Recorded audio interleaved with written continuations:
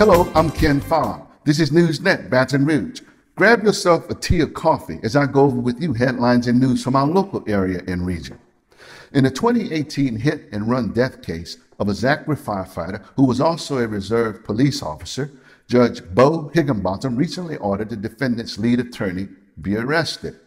Judge Higginbotham issued a bench warrant for prominent New Orleans attorney Martin Regan, who failed to appear at his own motion to suppress evidence hearing on Wednesday for defendant Albert Jermaine Franklin Jr., who is charged with the manslaughter of Christopher Lawton. Judge Higginbotham noted for the record that defense attorney Regan of New Orleans has not appeared in court with his client during the past 4 occasions that Franklin's case has come up on his docket. The judge described it to be disgraceful and unacceptable. Franklin, a convicted felon already, was free on drug and gun counts after posting bail in a November 2017 arrest, when officers, along with Christopher Lawton, attempted to arrest him on March 12 of 2018 for another gun-related offense. Christopher Lawton was struck and killed by a U-Haul truck being driven by Franklin, trying to flee in the parking lot of a Walmart. His motion to suppress was denied by Judge Higginbotham. In Opelousas, Louisiana, a 28-year-old man, Cody James Arsenault, was arrested for stabbing and killing his own mother. Sheriff's officials received a 911 call to a home on Range Road. Deputies found Cody Arsenault curled up on the floor while holding his hand in a bloody towel.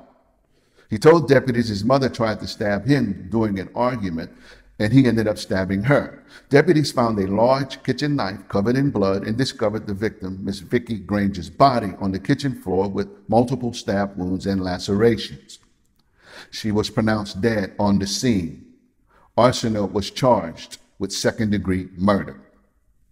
In West Baton Rouge, one person died after being struck on U.S. Highway 190 on Tuesday. The incident was reported around 9:40 p.m. near Mulatto Bend Road, close to a fishing supply shop. State police say 55-year-old Carl Perkins of Baton Rouge, who was involved, has been charged with vehicular homicide and driving under suspension. Perkins struck and killed 28-year-old Frank Blankenship of North Carolina. Blankenship had pulled his vehicle onto the shoulder of the highway and was standing in the roadway when Perkins struck him. It is unknown whether Mr. Blankenship was impaired at the time. However, police say a breath sample received from Mr. Perkins indicates that he had a blood alcohol content of more than double the legal limit at the time of the crash. Recently, a court official from East Baton Rouge Parish confirmed that huge portions of the Baton Rouge population have been passed over for jury duty selection during the past 8 years. Judicial Administrator Ann McCrory acknowledged that anyone who was under the age of 18 in 2011 or who has moved to the city since that year has been excluded from jury selection for nearly a decade. She says it is still unclear why this happened during this time frame, but that the error might be attributed to an outside firm which was contracted to manage the parish's rotation wheel of potential jurors. Questions about this were first raised during the jury selection of an accused cop killer from Caddo Parish, whose trial has been moved to the 19th JDC here in Baton Rouge. Special hearings were ordered by the Louisiana Supreme Court for the trial judge in that case to address this specific issue. Nonetheless, Judge Ramona Emanuel has decided to not throw out, but to keep the current jury pool.